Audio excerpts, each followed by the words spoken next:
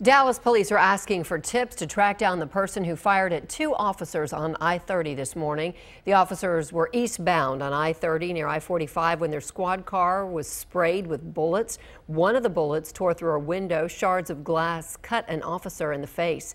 Fox 4's Lynn Ann Wynn joining us now live from Dallas Police Headquarters with the latest. Lynn Ann.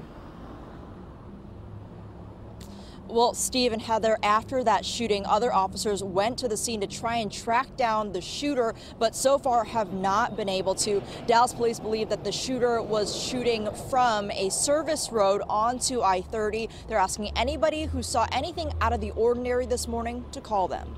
This was a deliberate attack upon our officers, and it was an attack such that we were very lucky that neither one of our officers were hurt or killed. Just after 2 a.m. Thursday, two Dallas police officers were driving along I-30 when they heard gunfire. A bullet that struck the side passenger door. The other one then penetrated the window in the passenger side of the vehicle. It proceeded through the passenger side window, striking the windshield as the vehicle traveled along. The officers went straight to the hospital for help.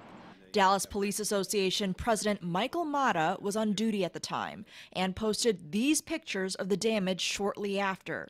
Mata says the officer in the passenger seat had cuts to his face and his neck from the broken glass. He told me he just really didn't even realize what it was at first until he touched his face and obviously felt the blood and saw the blood.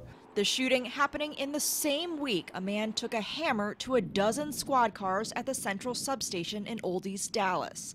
And just hours after Richardson police officer David Sherrard was killed. You're that much more aware when something like that had just happened in Richardson, and then two of our officers are also fired upon. It's a difficult thing to understand what's happening out there. Dallas police recovered 4 9mm shell casings at the scene.